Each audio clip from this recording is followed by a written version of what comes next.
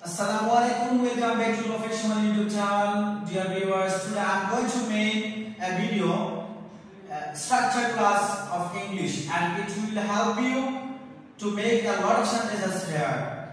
So I am really appreciative to all my viewers because you are waiting to watch my video, and for this reason I am going to make a video. So let's have a look for my class.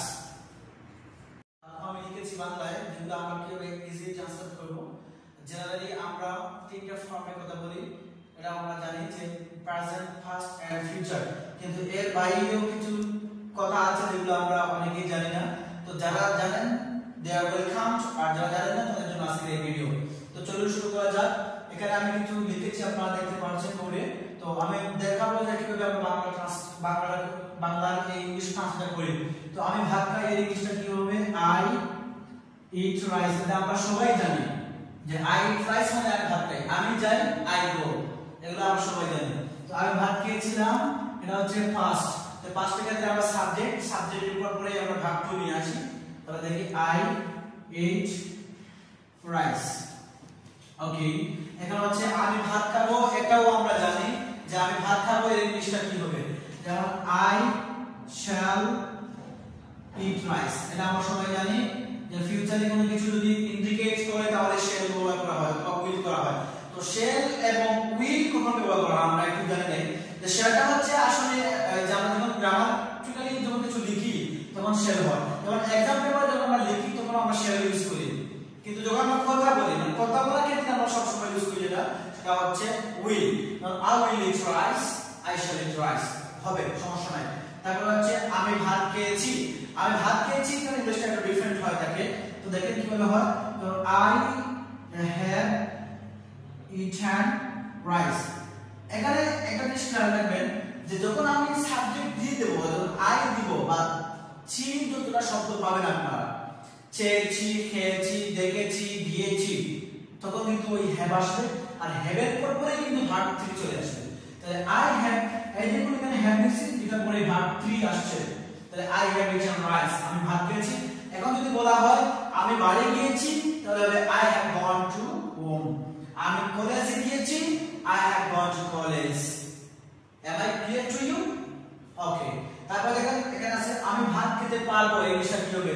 আসলে আমরা দেখি সমস্যা কি, যখন এই কিছু শব্দ আমাদের সামনে চলে আসে তখন আমরা একটু হেজিটেট হয়ে যাই। আমরা পারি কিন্তু আমরা হেজিটেট হয়ে যাই। তো আজকে ভিডিও করে আশা করি কারণ কোনো প্রবলেম হবে না। তো আমি ভাত খেতে পারবো, I will be able to eat rice. আমি ভাত খেতে পারবো। যে জিনিসটাকে একটা ডিফারেন্স হচ্ছে will be able to মানে কি, যে will be able to মানে হচ্ছে পারবো। যদি আমরা জানা থাকি এই ফর্মটা যে পারবোর ক্ষেত্রে আমরা will be able to use করব, তখন তো এটা ইজি হয়ে যাবে। যখন আপনি যে কোনো সেন্টেন্স বলেন যে আমি তোমার সাথে যেতে পারবো, আমি তোমার সাথে কথা বলতে পারবো, আমি কলেজ যেতে পারবো, আমি ভার্সিটি যেতে পারবো, তখন আপনি এই ফর্মে কিন্তু সবগুলো কথা বলতে পারছেন। তাহলে একটা ফর্ম যদি আপনার জানা থাকে তাহলে বাকি ফর্মগুলো আপনি ইজিলি ট্রান্সলেট করতে পারবেন। বা কথা বলার ক্ষেত্রে যখন বলা হয় যে তুমি কি আমার সাথে যেতে পারবে, yes I will able to go with you, একদম ইজি হয়ে যাবে। কারণ তখন আমরা জানা থাকবে যে উইল বি এবল টু মানে কি, উইল বি এবল টু মানে পারবো, তাহলে আপনি সবকিছু পারবেন, রাইট? ওকে। তারপর দেখেন আমাকে ভাত খেতে হয়, এই ফর্মটা আসলে অনেক ডিফারেন্ট এবং অনেক ডিফিকাল্ট স্টুডেন্টের জন্য, কারণ তারা এই বাকি তিনটা উপরের তিনটা খুব ইজিলি বলতে পারে, কিন্তু যখন বলা হয় আমাকে ভাত খেতে হয় তখন একটু ডিপ্রেস হয়ে যায়। আসলে শুধু কি হতে পারে? তো এখানে হেজিটেট হওয়ার কোনো কিছু নাই। দেখেন আমাকে ভাত খেতে হয় এই বিষয় কি হয়, যেমন I am to eat rice, আমাকে ভাত খেতে হয়। এখন বিভিন্ন পরীক্ষায় এরকম চলে আসে যে আমাকে যেতে হয় এর ইংলিশটা কি হবে ট্রান্সলেট করার জন্য। তো আমরা যদি এই ফর্মটা জানা থাকে তাহলে ইজিলি ট্রান্সলেট করতে পারবো, তাই না? তাহলে আমাকে যেতে হয় আই এম টু গো, আমাকে খেতে হয় আই এম টু ইট, আমাকে দেখতে হয় আই এম টু সি। সহজ হচ্ছে না? এভাবেই সহজ হবে।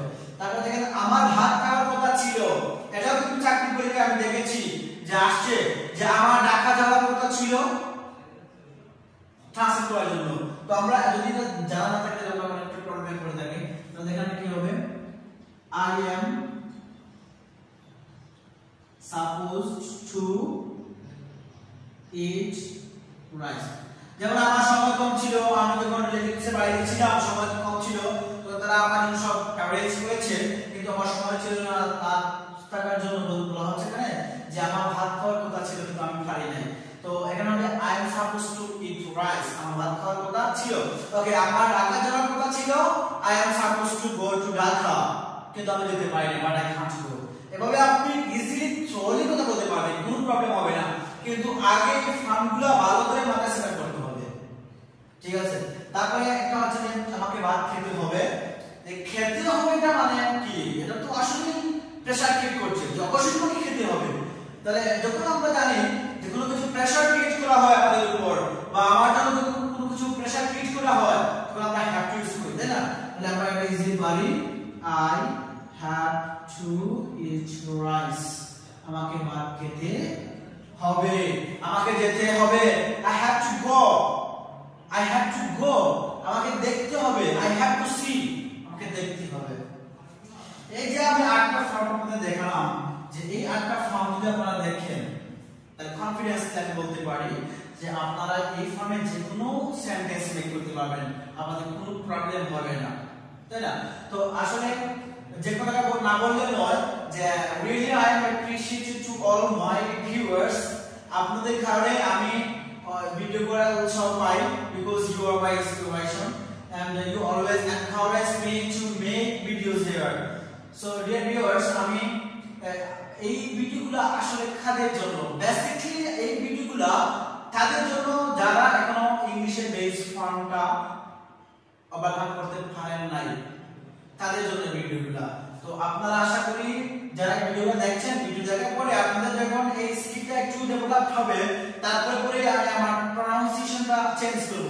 এখন যদি আমি ব্রিটিশের মতো ব্রিটিশ অ্যাকসেন্টে কথা বলি, তাহলে তো আমি বলতে পারবো, কিন্তু যারা শুনবে, যাদের বেসিক ফর্মটা এখনো মানে লেভেল 1 এ আছে, তো তারা কিভাবে আমার কথাগুলো বুঝবে?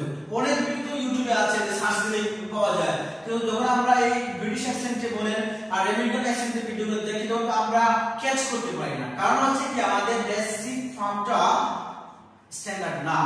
তো অনেকেই এটা কোনো কিছু হতাশার কিছু নাই, যে যখন আমাদের এই লেভেলটা ক্রস করব আমরা, তখন আমাদের প্রনাউন্সিয়েশনটা চেঞ্জ হবে, ঠিক আছে? তো আমরা চেষ্টা করব যে কিভাবে ফরেনাররা ইংলিশ কথা বলেন, তাদের মতো আমি বা আমরা কিভাবে ইংলিশ বলবো, এইগুলা গ্রাজুয়ালি হবে। একদিনে এক ভিডিও তো সম্ভব হবে না, তাই না?